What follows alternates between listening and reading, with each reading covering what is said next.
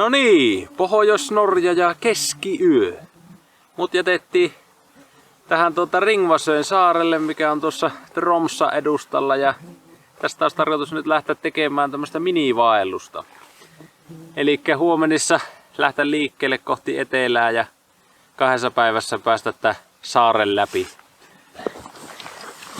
Mut tosiaan kello lähentelee 2:30 ja sääskien määrä on kivasti kasvussa, niin ei muuta kuin teltta pystyy ja untemaille, niin katsellaan sitten huomenna vähän lisää.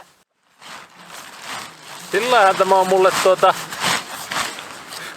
ihan tuntematonta seutua, että en oo täällä päin aikaisemmin liikkunut. Ja mielenkiinnolla oota, että mitä tämä retki tulee pitämään sisällään, mutta ainakin on kuullut juttuja, että kalavedet täällä päin olisi ihan semmoset kohtalaiset.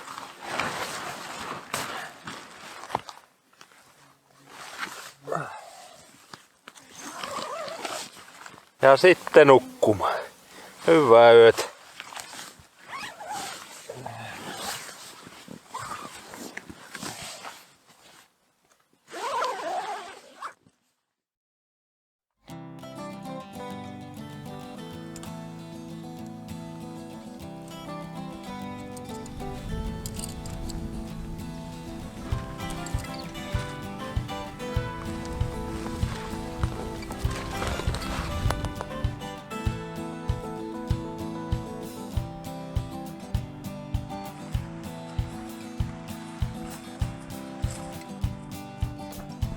No sillä tosiaan luonteeltaan on pikkusen erilainen tämä reissu kuin mulla reissut yleensä, että huomenna illasta olisi jo kyyti ottelemassa tuolla saaren toisella puolella.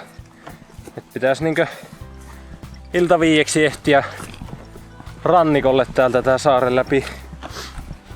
Ei sillä, että välttämättä tää matka olisi tässä ongelma, vaan haasteet tulee siitä, että varsinkin tää eka päivä tässä tulee olemaan melko lailla ylämäkkeä. Ja toinen sitten, että kalapaikkoja tuossa jonkun verran matkalla, että malttaako sitä kuinka paljon kävellä sitten. Jää nähtäväksi.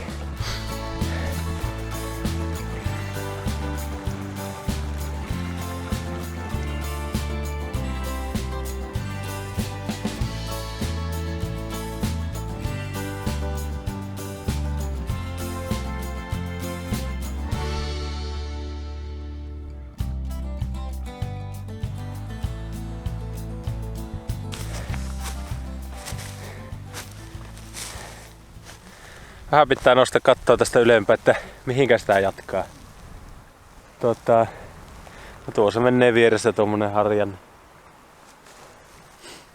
Ja tuonne sitten noita huippuja kohti olisi matka.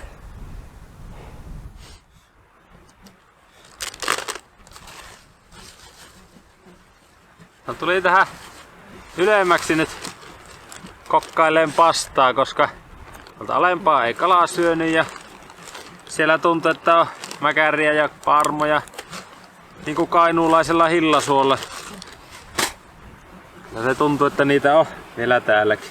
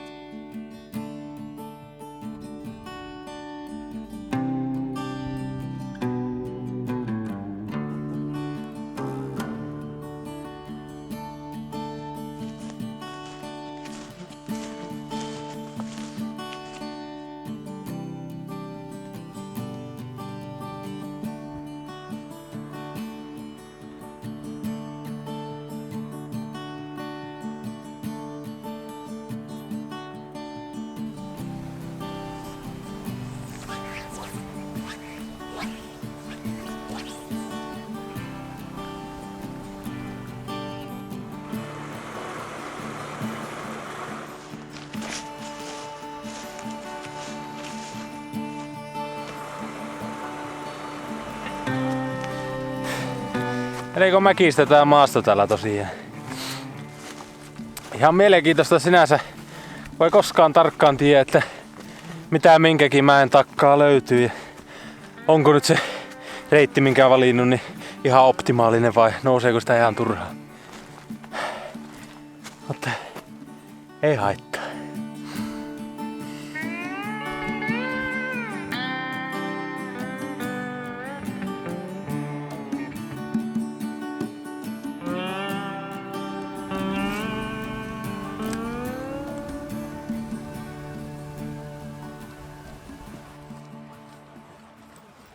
Joo, ei taida tulla kalasoppaa tänne.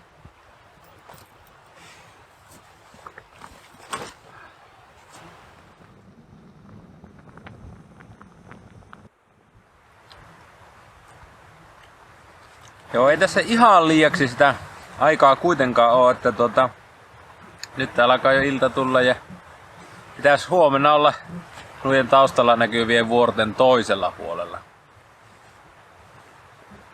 Näyttää aika siistiltä.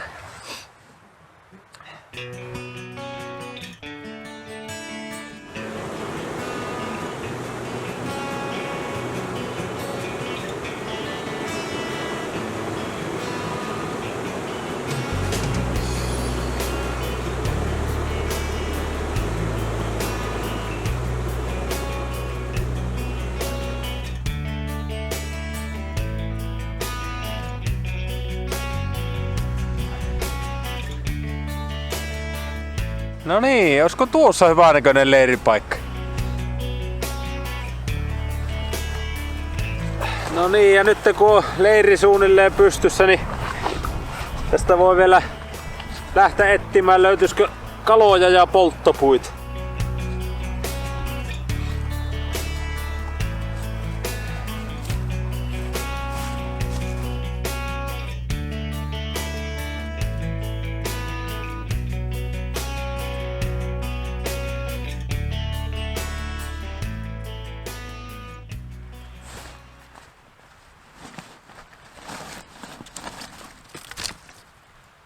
Ei tullut kallaa. Yksi aika komia hopeakylki mulla oli kiinni, mutta pääsisi hankaamaan siiman kiveen ja poikki.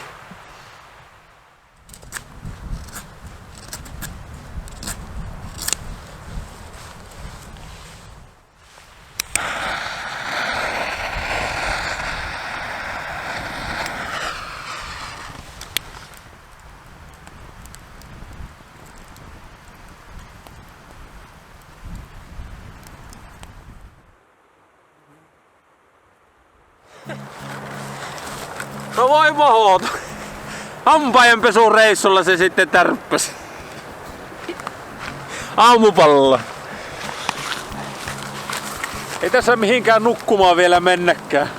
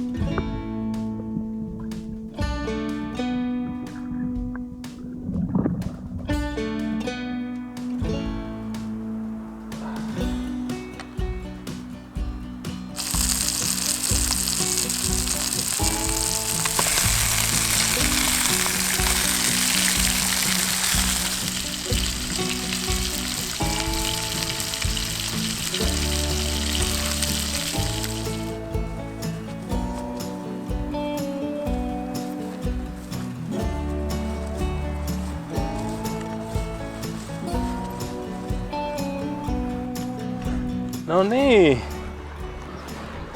Sitten pitäisi suunnata tuonne, mistä tuo puro laskee alas ja nousta sitä myöten tuonne välikköön ja vuorten taakse. Kyllä tuo näyttäisi, että saattaisi olla ihan tehtävissä.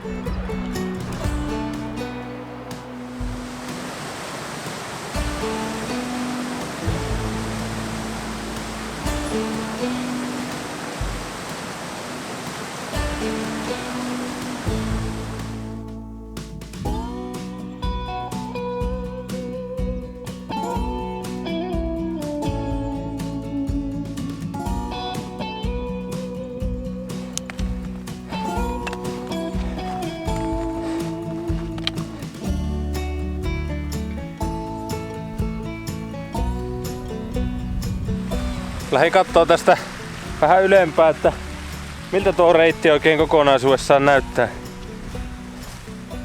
Meneekö jyrkältä? Kyllä mä luulen, että sivurinnettä varovasti laskeutumalla pääsee alas. Mutta mitä sitten sen jälkeen? Tää käydään vähän katsomassa tuolta mutkan takkaa.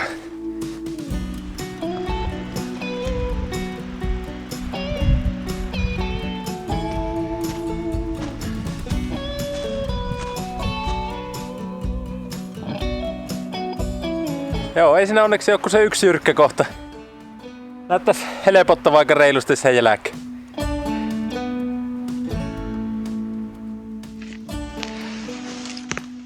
Oi mahot. Hän on mikään vuorikauris.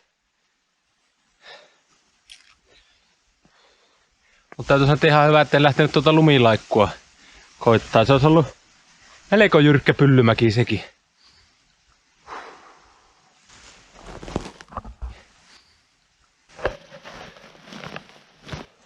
On semmonen reitti, että en suosittele.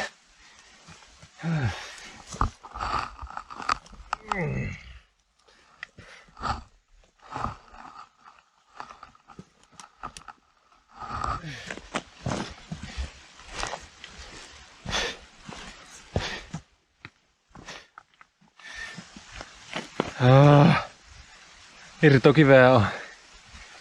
Ei jos pitkä matka enää alas, mutta en halua pyörimällä mennä.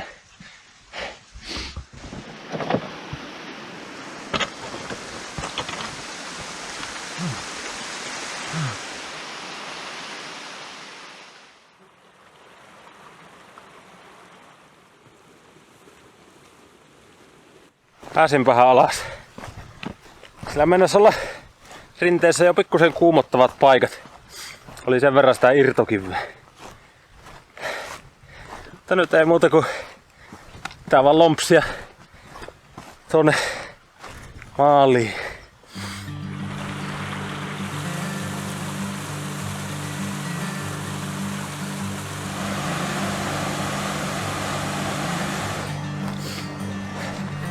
Juoksukisahan tästä tulee.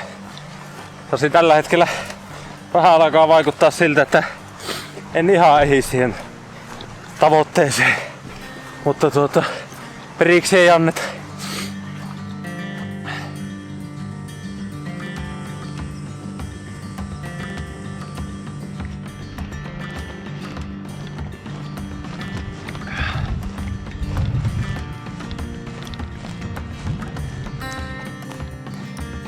No niin, maaliviiva näkyy.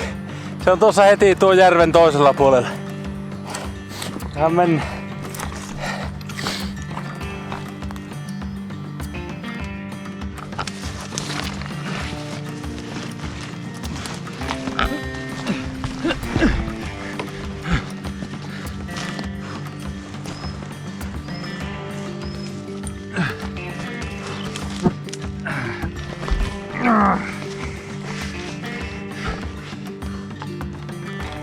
No niin, tuolta puiden takkaa näkyy meri.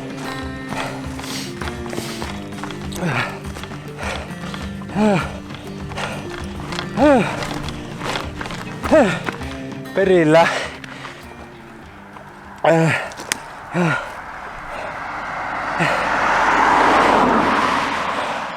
Hyvästi. 9 minuuttia.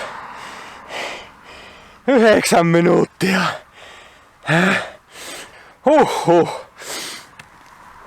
Mutta ei oo mun kyytikään vielä täällä.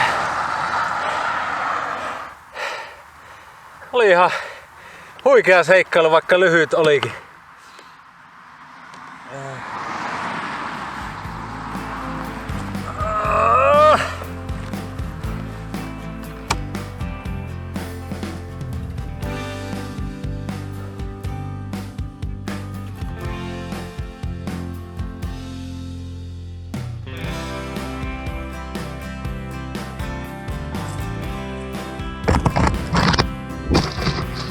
Saareenhalaki tästä.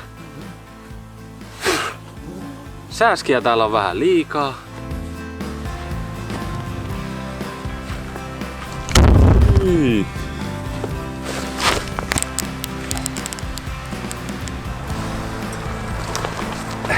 niin, ja nyt kun on Kärpänen linssissä,